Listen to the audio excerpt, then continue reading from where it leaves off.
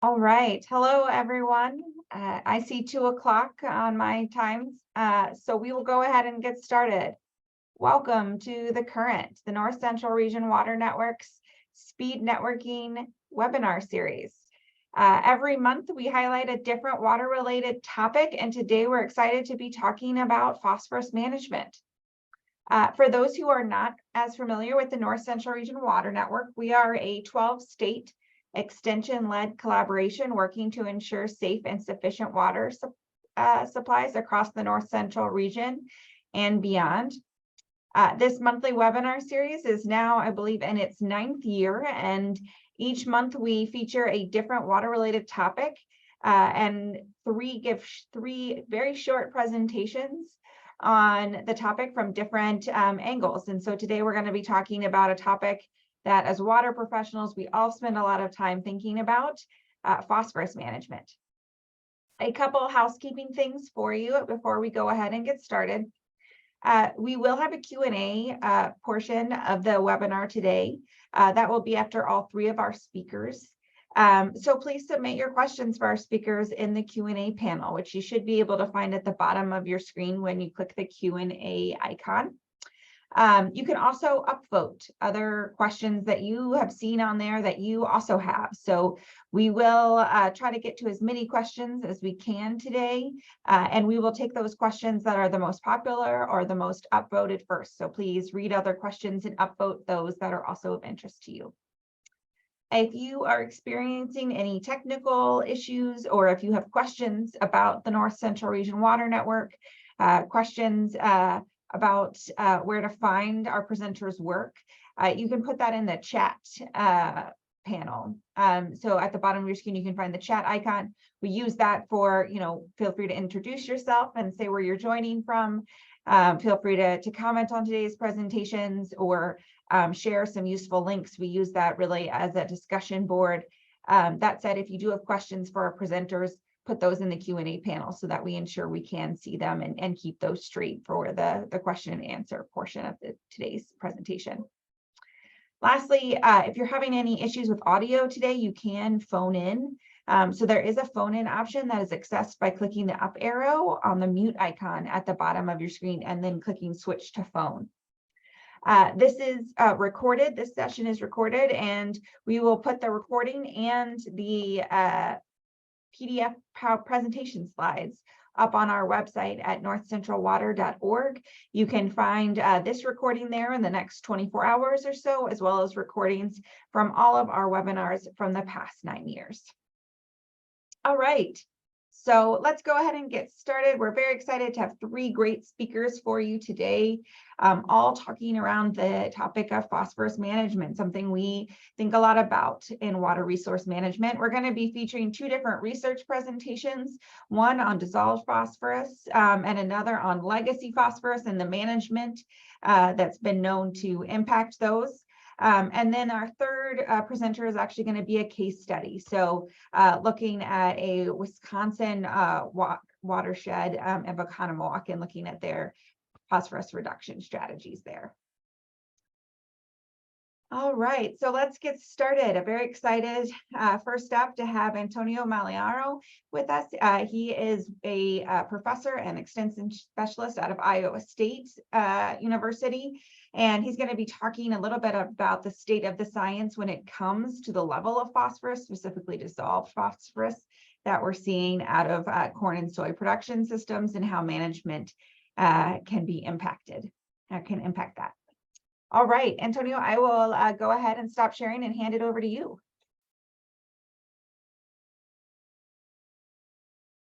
Oh, you are muted.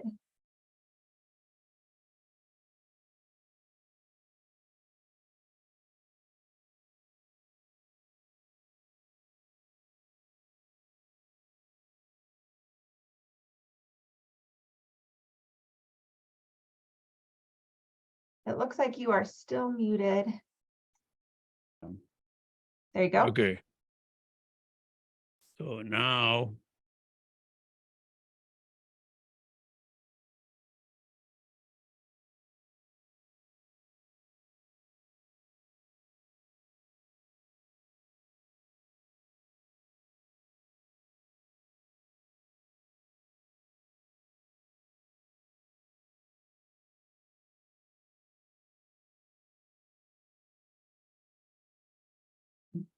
What about now?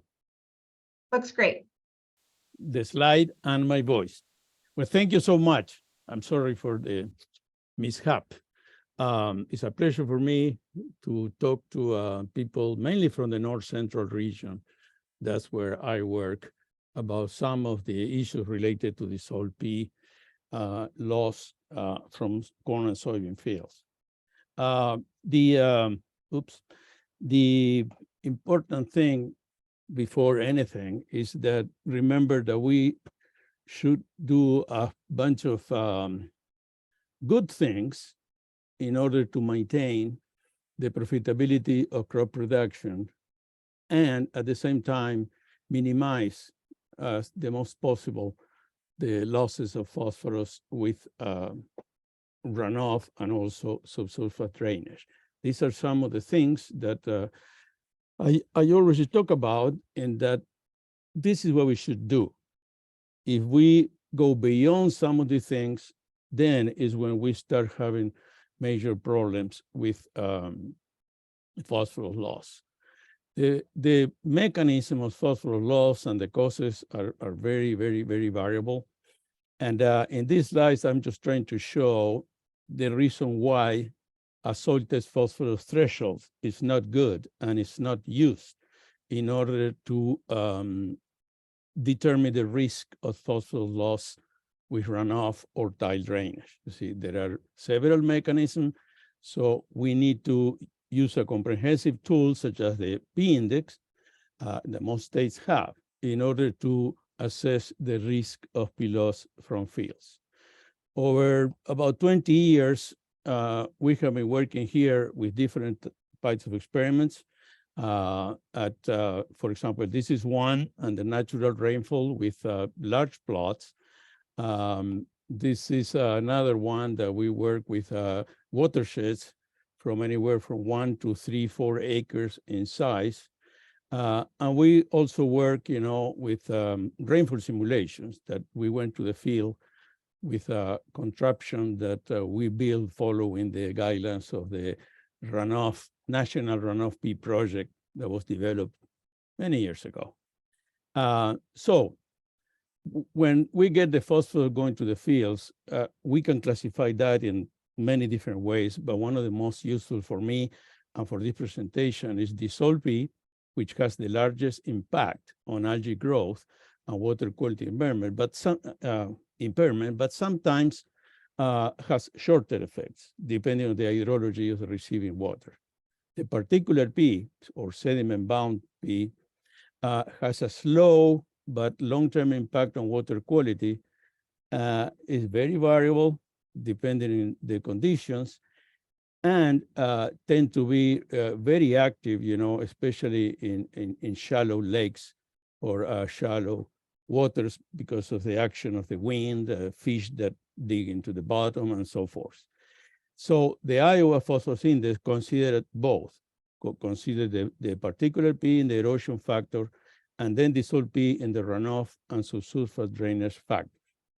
And the current, the nutrient drainage strategy for now emphasizes total P loss.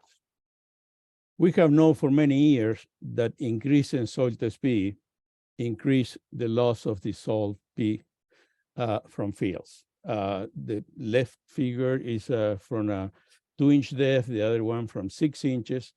So it is obvious that, especially with runoff and no-till, sampling shallow gives a better estimate of the Sol P loss. The other thing that we have known for a while, not only from Iowa, is that when soil test P increases to very high values, okay, that increases the proportion of the Sol P in runoff, okay? This shows that for saltwater P and for melic 3P, that when we are about, 50 ppms or higher of the melic 3, which is above what crops needs, then the proportion of the Sol P is very high. This is the impact of rate. Increasing the P rate increases the Sol P more than particular P, okay? So we need to be very careful when people out there use high buildup rates, because it not only increases the total P loss, but also the proportion of the dissolved P that is being lost. Now, there are a bunch of management practices, and I will not to mention each of those. We have done research in all of these that are over there. But for this presentation, the key is the lowest thing, the lowest item. Are we estimating right the dissolved P loss? Okay, before showing some data, I want to show some definitions, because there is lots of confusion out there about DRP, dissolved reactive P, total dissolved P, bioavailable P by the iron oxide filter paper method, total P, and then some people use total reactive P, mainly when they are working in drainage, because the proportion of sediment and particular P there is very low, okay? So one thing that we did here was with John Jones and other collaborators, we look at this issue of digesting the filter runoff in order to estimate total dissolved P.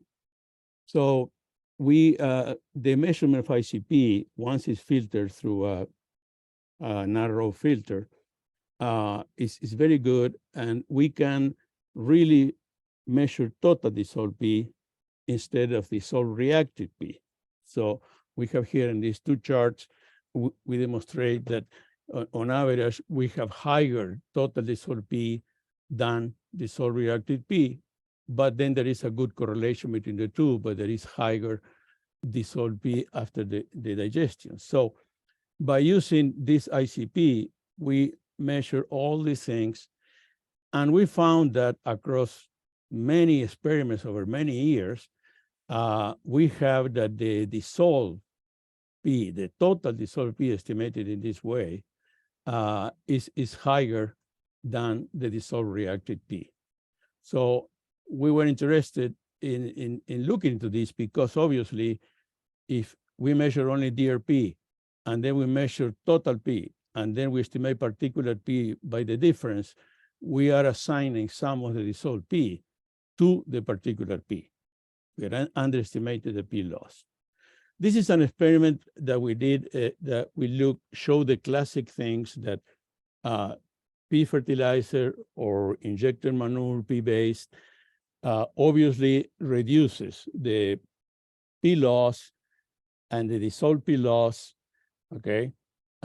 But we need to watch better what is the proportion of dissolved P in there. So normally what we have in this case is that in the corn ear, for example, our losses are the largest. The black is the dissolved reactive P. In the soybean ear are smallest. That's because of the residue is different. And with manure happen the same things. But then we look at that with tillage, we have about 20% of the runoff loss is dissolved P, but with no-till, it's about 50% or higher. So this is a big table, so I don't expect you that are listening directly to look at much of the figure on the table on the right, on the left. But we look at how the tillage system really affects the difference between dissolved P, dissolved reactive P, and total dissolved P for many more fields, not just for that experiment that we show. And what we conclude is that with tillage, the total dissolved P is greater than with tillage, but with no-till, it's about the same. So we are underestimating dissolved P loss when you measure DRP with tillage. We did lots of work with different P sources, okay? And obviously, others have found the same thing. We have much higher dissolved P proportion with fertilizer and liquid soil manure than with other manures, solid manures.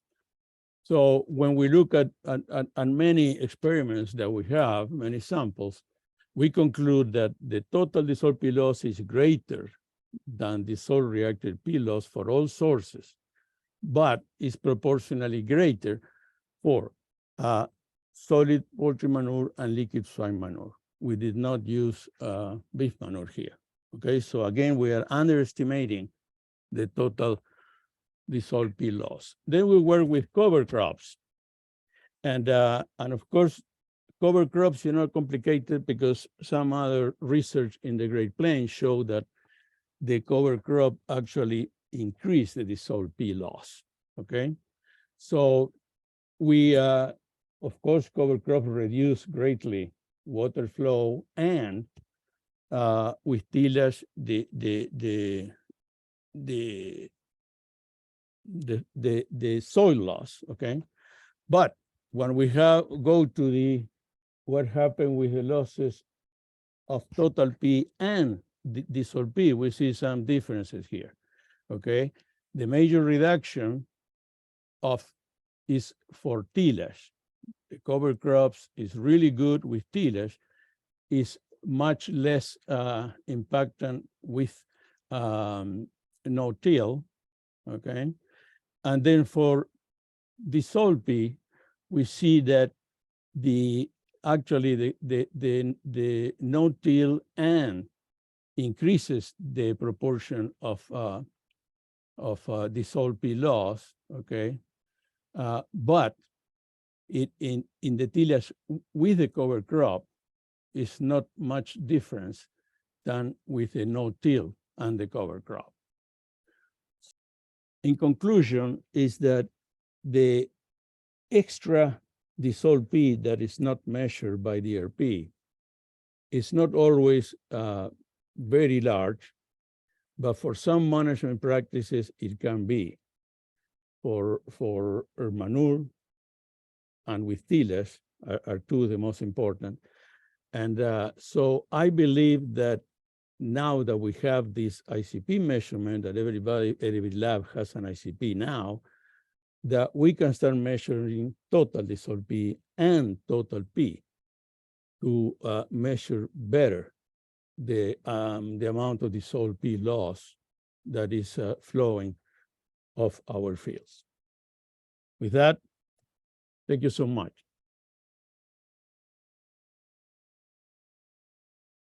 Lovely. Thank you so much, Antonio. I really appreciate it. All right, I'm going to share my screen again. Oops.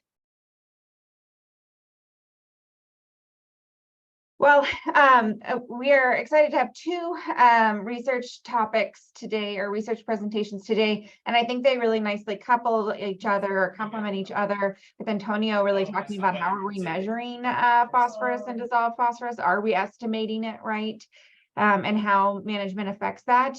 Mark Williams is joining us next. He's with USDA ARS. And he's going to be talking a little bit about legacy phosphorus, which I know is a topic of interest to a lot of folks, as well as how management is impacting that and what we know about management's impact on legacy phosphorus. So with that, I will hand it over to you, Mark. Thank you so much. Thank you. Share my screen.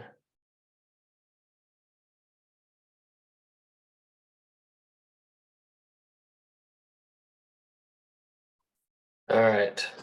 So yes, today I'm going to be talking about legacy phosphorus, particularly what we've been working on here in the Western Lake Erie Basin. This is just going to be a small part of a much larger project that we're working on related to legacy phosphorus. But I will provide some links in the chat after I'm done with some more information that people can follow up on. So my background is largely in hydrology. So my interest is trying to understand how hydrology influences phosphorus transport, especially to tile drainage. So in this project, we were trying to understand the dominant flow pathways of water to tile drains, how these differences in hydrology influence nutrient transport during rainfall events, and then lastly, try to tie that back to management to understand how recent nutrient applications versus legacy phosphorus, or the phosphorus that's stored in the soil, contributes to the overall loss from a field. So for this study, we did, it was a field scale study in northeastern Indiana, right on the Ohio border, north of Fort Wayne. This is one of our long-term edge of field sites that we've been monitoring for a number of years. From this site, we collect daily tile discharge and water quality data. And then for this particular study, we went in and installed two locations noted by the picture here on the right, where we were measuring precipitation, groundwater, and soil water at various depths for 2 years as part of this project. And what we were sampling these for, we were trying to sample them for both nutrient content in the water, and also we were using stable water isotopes as a tracer to understand how the water flow pathways related to the nutrient transport. So getting right into the data, this is just a timeline of all the different sampling dates we had over the 2-year study. We did this from 2017 to 2019. Looking here where the gray bars are the precipitation during our sampling intervals, and then the different colors representing different fractions of water. So all 3 bars added together would equal the total tile discharge, with the colors representing the source of that water. So what we found was that tile water is mostly groundwater, noted here by the orange bars. It's some soil water, which is the yellow, and just a little bit of precipitation. When you look at it over the whole 2-year period, this is kind of how it breaks out, where groundwater contributed about 65% of the tile discharge. Soil water, that would be water stored in the soil profile near the surface, contributed around 30% of tile discharge, and then precipitation directly flowing through the soil without much interaction at all was around 5 to 10% of the tile discharge over this period. So mostly groundwater, a little bit of soil water, and even less precipitation. So what we found was that the discharge and water sources greatly vary by the antecedent conditions when we were monitoring. So this is just a graph showing the relationship between the water table depth and the tile discharge. So in this field, the tile drains were about 1 meter deep, or around 3 feet. So you can see here, once the water table hit around 1 meter in depth, then our discharge dramatically increased, which makes sense. But when we looked at the different water sources above and below this threshold of the tile drain depth, we saw that while 91% of the total discharge over these 2 years occurred when the water table was above the tile drain, most of that water was groundwater, and only a very small part of soil water and rainfall. However, when the water table was actually less than tile depth, so it was, I guess, deeper than tile depth, that was only accounted for 9% of the total discharge, but it was mostly comprised of water from the soil. So you can see that the antecedent conditions really impact what water is draining through a tile drain. When the groundwater is above the tile, it's largely groundwater. But when the water table is below the tile depth, it's largely soil water that's contributing. So now moving on to the dissolved reactive P, or DRP concentration. Like I said, we measured this daily throughout the 2 years. And this is just the time series. The graph on the top shows the full y-axis scale of concentration, whereas the bottom graph shows a more zoomed in view that doesn't account for some of those high values that we saw. So first thing I want to point out is that nutrient management matters. So you can see, just looking here, these are just 30-day windows highlighted in yellow after fertilizer application. And you can see there's some high phosphorus losses, especially after the first application in the fall of 2017. But before we get into the effects of management, I wanted to first look at soil phosphorus losses, so legacy P losses, or periods where we did not have fertilizer application. So we looked at the relationship between the different water sources that we were measuring, whether it was coming from precipitation, the soil, or the groundwater, and to the dissolved phosphorus concentrations in the tile drain. So what we found was that when water was sourced from near the soil surface, there was greater dissolved phosphorus concentration. And this goes back to what Antonio was saying, that there's a good relationship largely between soil test phosphorus and dissolved phosphorus concentration. So when that water is sourced from near the surface where phosphorus concentrates in the soil, our concentrations in the tile drain were greater than when groundwater, for example, dominated. The concentrations of phosphorus were much lower. And to kind of put that into a little conceptual diagram here, I kind of summarized it into two different conditions: when the field was wet and when the field was dry. So when the field was wet, we saw that the water table was at or above the tile depth. We had much larger flows that were proportional to precipitation amount. So the more rainfall we had, the bigger the flow was. Our water source was mostly groundwater. And because of that, we had lower and less variable dissolved phosphorus concentration. So you can see there, our median mean dissolved phosphorus concentration was about 0.05 milligrams per liter under these conditions when groundwater was dominating the flow. But during dry conditions, so think more of summertime, especially here in Indiana, our water table was often at or below the tile depth, so we had very small or negligible flows. But when the tile drain did flow, it was mostly soil water or precipitation dominated. And because of that, we had greater and more variable dissolved phosphorus concentrations. You can note the difference in the size and the variability compared to when conditions were wet. So let's look at management. So we had two fertilizer applications during the study to this field, one in the fall of 17 and one in the spring of 2019. The application in the fall was slightly larger, about 35 kilograms of P per hectare, which roughly translate to pounds per acre. It was broadcast on the soil surface. At the time of the application, conditions were generally dry, and it was followed by a few large flow events.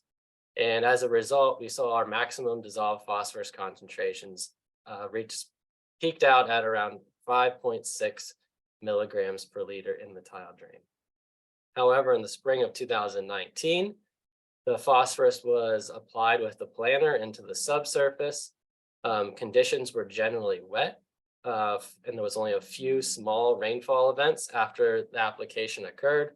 And our max dissolved phosphorus concentration was much, much lower, only 0.36 milligrams per liter. So we compared the discharge to the dissolved phosphorus loading during these periods without fertilizer application to the 30-day window immediately after fertilizer application. And what we found was that during that time in the spring of 2019, we really couldn't even notice on in terms of concentrations and loads that fertilizer had been applied. However, in the fall of 17, when was applied, there was a big difference. The relationship really stood out as being different compared to when no fertilizer was applied. And that comes back to those antecedent conditions I was talking about. So when the conditions in the spring of 19 were wet, there was a lot of groundwater being dominated, so concentrations were generally lower. And also in the fall of 17, conditions were dry, so we had a lot of water coming from the surface rather than the groundwater. And as a result of that, we estimated the amount of phosphorus loss that was contributed by either the soil P or legacy P, as opposed to that coming directly from the fertilizer applications within that 30 days after application.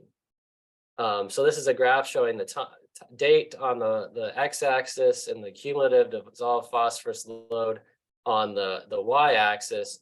And what we found was that application in the fall of 2017 actually contributed a fair amount to the total phosphorus load over the 2-year period. So over this 2 years, the fertilizer phosphorus we estimated contributed about 40% of the cumulative load to the tile drain, whereas the soil phosphorus or legacy phosphorus contributed 56% of that cumulative load. And we also noted that we believe that if the fertilizer timing and placement, coming back to different management decisions that could have been made, could have reduced dissolved phosphorus losses by 40%. So like I said before, in the fall of 17, that fertilizer was broadcast on the surface right before a few large events. So if that fertilizer would have been incorporated or injected, or if it would have not been applied directly before those large events, we believe that dissolved phosphorus loss could have been significantly decreased as a result of that. So in summary, the water source to a tile drain in a DRP concentration varies greatly based on the antecedent conditions. Legacy soil P accounted for 56% of dissolved phosphorus loss over 2 years. The fertilizer timing and placement could have decreased DRP loss by around 40%.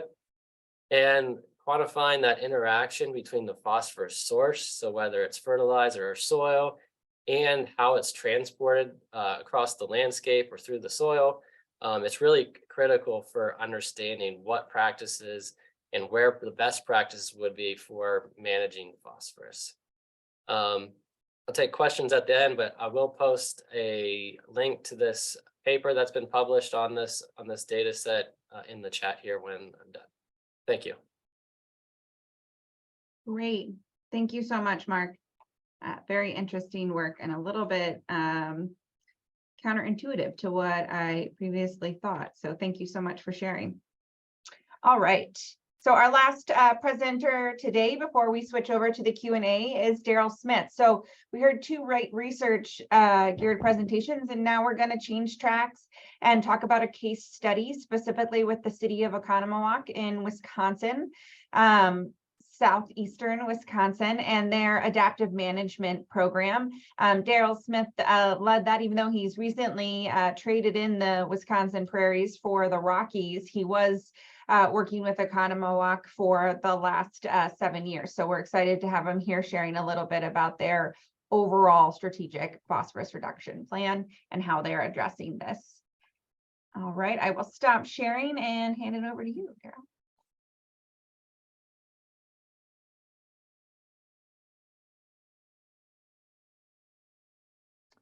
Okay, thank you, Anne Marie. I think that the screen is shared. Stop me if not. So excited to be sharing some elements of a case study of the Oconomowoc Watershed Protection Program, which I worked with for several years since the beginning of it in 2016. I'm no longer there as of April, but excited for the work that has gone on and is ongoing. And so I'll share some of the observations from our work there, and to give an indication kind of where we're located. Let's see here, go to the next screen. Why is that not working? Okay, here we go. Side to work. The Oconomowoc River watershed is a Huck 10 watershed that's in the upper Rock Basin of the Rock River, which drains through southern Wisconsin into northern Illinois and empties into the Mississippi near Rock Island, Illinois, the Quad Cities area. So for our adaptive management program, it's basically, for those who aren't familiar with adaptive management, which is, I believe, unique to Wisconsin, or at least the terminology, It's an alternative way for a municipality to meet water quality targets. Instead of just upgrading wastewater treatment plant operations and improving water quality in that method, it's a way that the city can approach the state and say, we'd like to meet the water quality target with landscape scale applications of non-point source reductions. And so the city of Oconomowoc was one of the first that was able to get an adaptive management plan approved with the Wisconsin DNR. That happened in 2015. And then basically what happens in Wisconsin is that plan is then tied to the wastewater permit itself, which was renewed in October of 2020. It's designed to be a 15 to 20 year program. And in this case for Oconomowoc, it was 15 years. And there are various benchmarks every 5 years that need to be reached as far as how the city is progressing and the work that's being done across that watershed. So in our case, the Oconomowoc River is 83,000 acres. It flows from the northeast down to the southwest where it merges at the confluence with the Rock River. The city wastewater treatment plant is where the red star is, just south of and west of downtown. The city boundaries are there in orange. And so you can see there are a number of lakes in the region, and they're important to the quality of life and the identity of our area. So part of the motivation for the city of Oconomowoc to work watershed wide was to improve the water quality upstream from the plant where the majority of those lakes exist, and to help have that improve life for residents and water quality benefits that can be enjoyed by all. In other words, if all the upgrades have been done to meet water quality targets at the plant, it would have bypassed those lakes and streams completely. And so the idea was to improve water quality across the region and also to save money. The estimate was that by working on a non-point basis, we could probably spend about a third of the amount of money to achieve the same result. That was just done with very rough estimates at the time. So our criteria for compliance at the confluence of the Rock River is the total phosphorus as a concentration. In 2015, that was 0.091 milligrams per liter at the start of our program.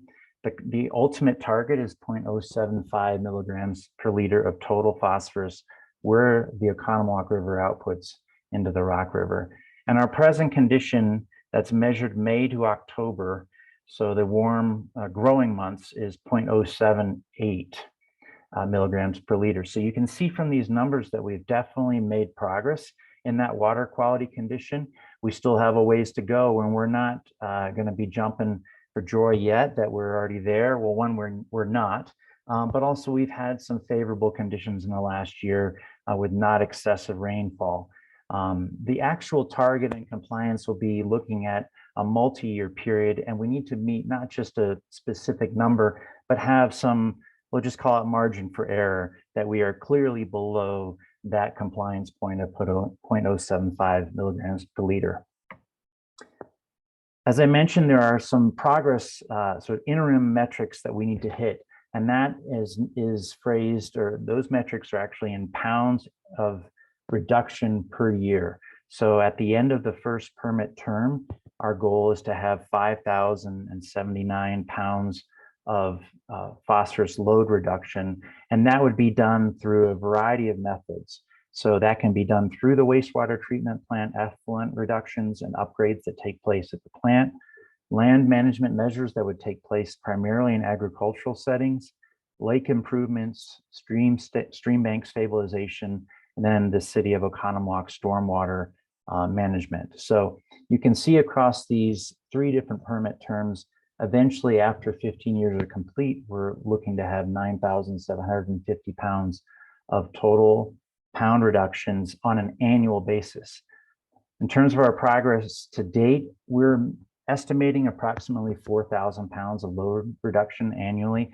That's really very much an approximate number, and something that our program is working on this next year very aggressively is to model that. And in Wisconsin, we use largely a SNAP Plus program that is used to model agricultural runoff. To give some ideas of on-the-ground projects that have happened over the last 7 years, this one is actually taking a 100-acre parcel that was an annual corn and soy production and converting it to perennial cropland. So perennial prairie, actually, in addition, using a water control structure across the middle of it to slow the flow of water as it comes off of the field. So it's both the perennial nature, the deep-rooted native plants, and also the water control structure that reduces flows and nutrient delivery to the lower Oconomowoc River. This is one that I think has been very successful for us already. And in terms of modeled load reductions, it will prove to be very valuable. It's also very expensive, though, because in addition to the cost of installation, which the NRCS helped out with significantly, and the city provided supplemental funding for, there's an annual rent offset that's paid to the landowner for no longer having it in annual crop production. So it can be also a very significant investment from the city on an annual basis. And for that reason, we've moved more towards, rather than taking entire fields out of production, moving more towards investing in buffers. And we plan to do more of that in the coming years and providing more ample resources in terms of rent offsets for more narrow targeted BMPs that are installed. This is an example of one that was installed in 2019, very much in the initial stage of restoration. You can still see concentrated flow coming off of this field through the buffer, but we've been really happy with how it's grown in over time. That vegetation becomes more robust, and even in spring melt conditions this year, we saw very clean water coming off of that field from a visual standpoint.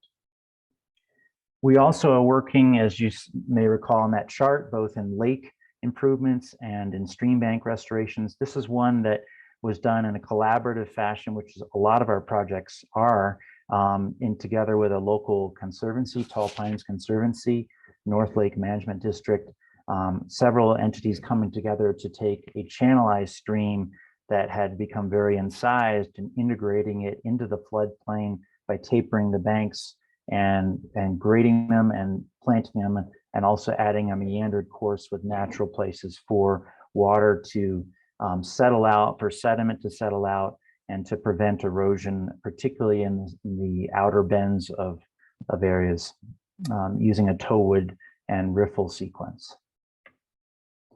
A very significant part of our program has been teaming with farmers, a producer-led group, and producer-led groups have become very popular and I believe successful in Wisconsin, where farmers are sharing resources peer-to-peer and helping to reduce nutrient loads by using cover crops, incentivizing no-till, and other methods.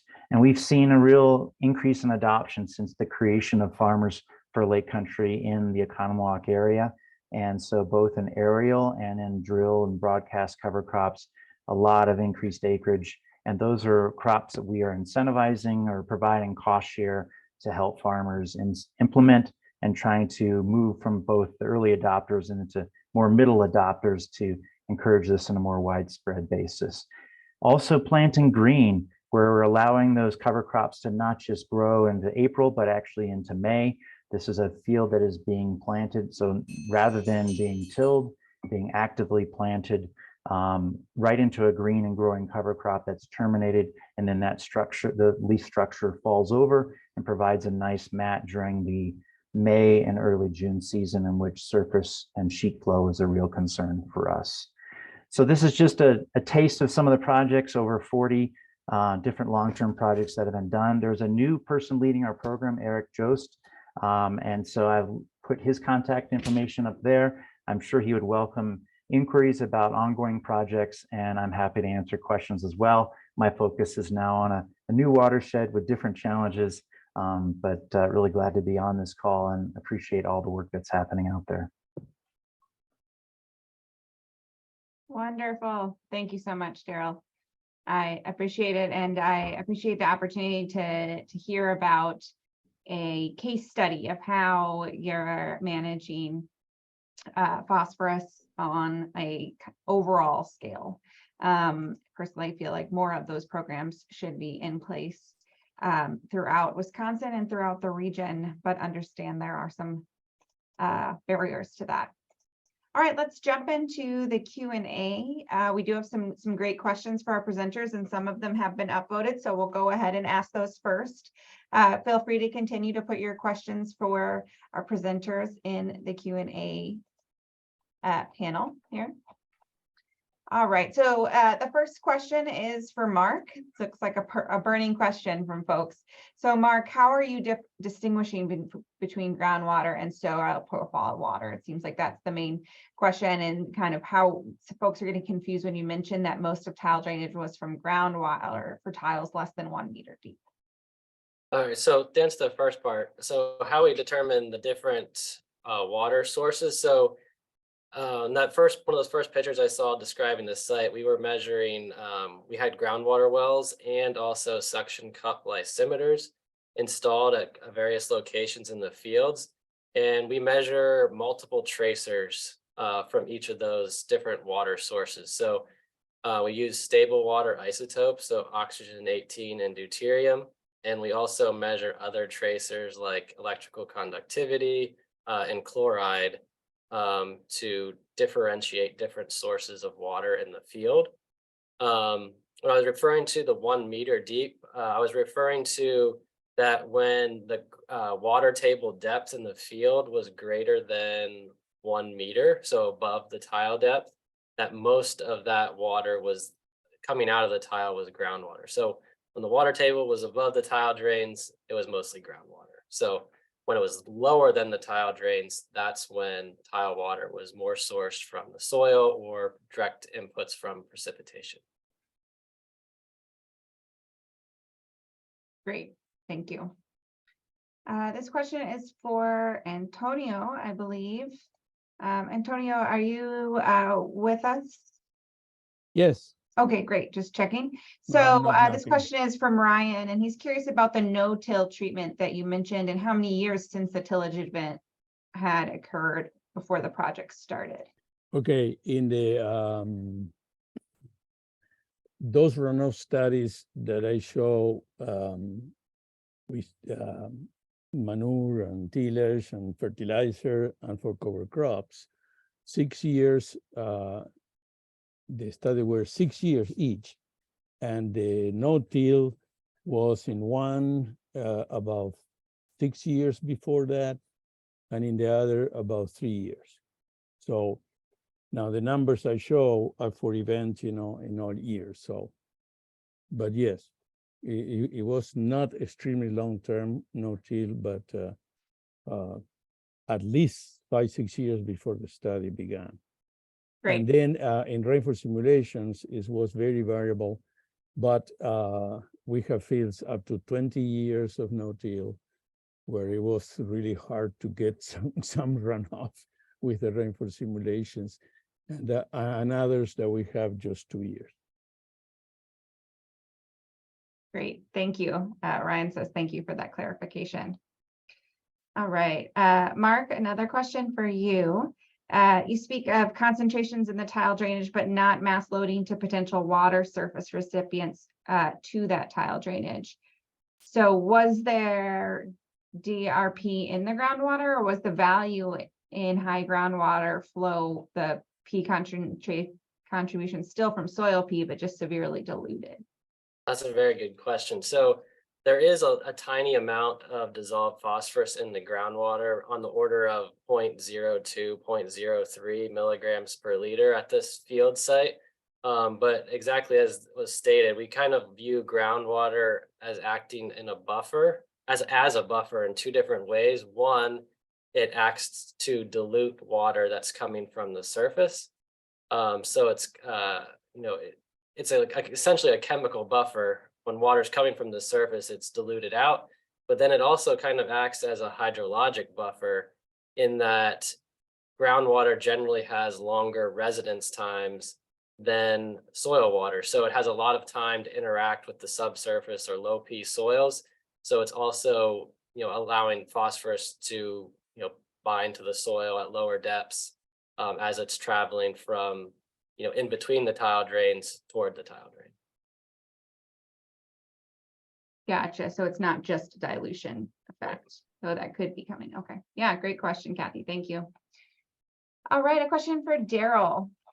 Daryl, would the verbiage for a rental contract or an example contract between a town and a farmer, or for a town to pay a rental rate to the farmer, not to the farm, not to farm a parcel, be put into conservation practices, be available? What kind of resources did you use? Because I think this, Toby, brings up a great point. What resources did you use when drafting some of that contractual information that, you know, may not be ubiquitous with farmers when we're thinking about these adaptive management strategies?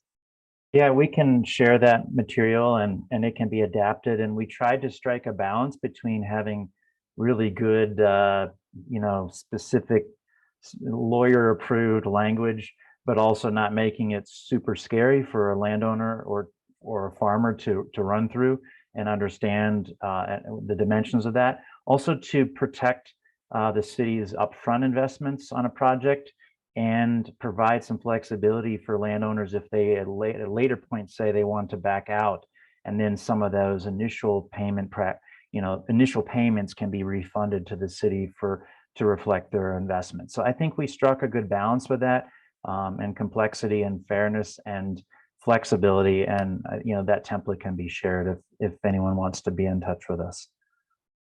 Great, thank you for that offer. Did you mainly use did you use any examples when crafting that language? Do you recall? Was it? Yeah, good question. I know there are a few other, and I'm based in Wisconsin, tend to know that there are some in Wisconsin. I've seen some out of Kansas, but it's certainly not something that everywhere is doing. So curious about where would you go for resources on that? Yeah, I would say in our case, in terms of how we constructed it, I don't recall the origins of the exact document. We had legal assistance locally to kind of have it buttoned up, and then we've adapted it, simplified it a little bit from then even. So I don't remember the origins, but we can send a Word document or a PDF that could be adapted for another location. Great. I know Daryl shared his email. I'll also share it at the end of this. So stay tuned for that. You can also email us here at North Central Water and we can connect you if that's terminology or templates you're looking for. A question from Asan, who's on our leadership team at the North Central Region Water Network. He's got a question for you, Antonio. What was your sampling strategy for surface runoff and drainage discharge? Okay. I did not show data for drainage. Okay, I showed data only for surface runoff. So that's what I was referring to. But the soil sampling was varied depending on the experiments. But for each unit, be it treatment or whatever, we took composite samples of at least 12 cores. And as I believe I show in the data, somewhere from 2 inches and somewhere from 6 inches. Now, you guys must be aware that in Iowa and other North Central states, the P indices implemented by the states, they use a 6-inch sampling because although with no till, a shallow sampling relates better with dissolved loss with runoff. It's not the case with tillage, and the numbers are correlated. See, the correlations for a 6-inch sample is worse than for a 2-inch sample, but still there is a correlation. And of course, most people sample from 6 inches, and the states didn't want to force people to sample a different depth for environmental assessments. But yeah, that's an important thing. Now, Gotcha. for drainage, when we measure tile drainage or things like that, which I didn't show anything, normally we sample 6 inches. And we have shown that in order really to distinguish the P loss from the background losses, we need to be about anywhere from 80 to 100 parts per million by the Bray or the Melick 3. So with lower soil test values, seldom the losses are very high. Okay, interesting, thanks. Mark, a question for you from Leland out of Iowa, I believe. So speaking broadly, aren't the conditions partly summarized within your work by season? So findings in Iowa have often found that fall application is going to lead to greater P and N losses than spring application. Do you interpret this work that you're doing as kind of peeking under the hood as to why that is? Or, is it partly accounted by that seasonality? I think, broadly speaking, I mean, the conditions vary by season. If you think about, whether it's in Iowa or Indiana or Ohio, your winters, early springs are going to be wetter than your late August and Septembers in most years. So generally speaking, that's why we kind of summarize them into either wet and dry. But there is the part of the reason we looked at antecedent conditions is because it is very variable, even throughout the year. So, even during a typical spring season, you're going to have slightly drier periods and slightly wetter periods. And those little nuanced things can have an impact on how water and nutrients are moving. So yes, broadly, season's a big part of it, but there is a lot of in-season variability that goes on too.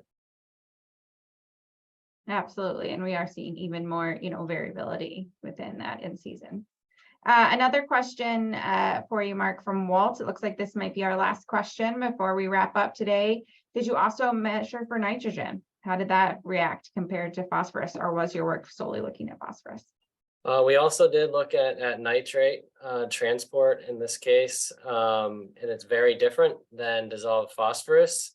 So with nitrate, there are not really great relationships between the source of the water and the nitrate concentration. So what we saw was after application, the next, multiple events throughout the next month or two, nitrate concentrations and tile drainage increased, and then they hit a peak, and then they slowly leached out of the system through the remainder of the growing season, essentially. So that trend, in concentration persisted regardless of where the water was coming from. So nitrate transport was more a function of residence time in the soil. So in that field, our residence time of the tile water is about 250 days.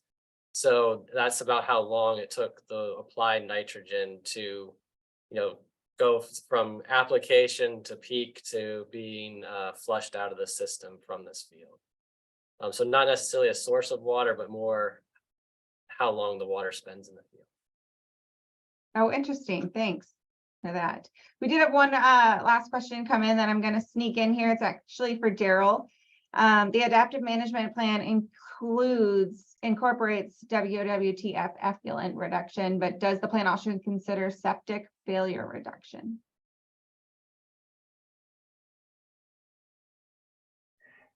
In short, that's not called out specifically in the plan. And I would say it's something that I think needs to be looked at more than it is right now, in terms of septic systems for folks living around the lakes, the ages of those systems. And I would say it's not adequately accounted for. So that's a good point to make, and it is not spelled out in the formal plan. Yeah, absolutely. I know a lot of lake owners have those private septic systems, the lakeshore owners. All right, great. Thank you so much, everyone. I really appreciate you taking the time to join us, and to our presenters for taking the time to lend their expertise and their work to today's webinar. I do want to just briefly put up the emails on your screen. These emails, if you had a burning question you didn't get answered, I saw a few come in through the chat, you could reach out to them. Specifically, I know Daryl mentioned some of that, template in terms of drawing up some of that adaptive P management language could also be shared there. So feel free to reach out with specific questions or additional follow-up. And I want to thank everyone so much for participating today. As I mentioned, this session was recorded. We'll put all this information up on our website, northcentralwater.org. And we will plan to come to you again next month with a different water-related topic for the current webinar series. In the meantime, our soil health team, the Soil Health Nexus, does have a webinar next week, Wednesday at this same time. And they're going to be talking about one good idea, the not quite YouTube for farmers. So feel free to tune in to that and register at soilhealthnexus.org. Thank you so much, everyone, for your time today, and I hope you have a great rest of your day.